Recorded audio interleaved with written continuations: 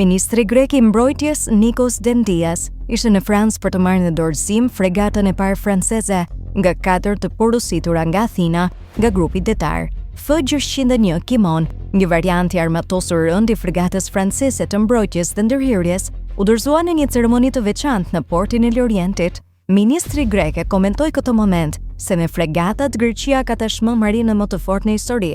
Greqia po forcon veten për të mbrojtur, penguar, garantuar të drejtën ndërkombëtare, konceptin ndërkombëtar që jep përparësi ligjit mbi pushtetin dhe jo për të kërcënuar, por shpreh Dendias. Duke komentuar mbi këtë moment të rëndësishëm, kryeministri grek Kyriakos Mitsotakis e përshkroi dorëzimin e fregatës si një moment që duhet i bëjë të gjithë grekët krenar.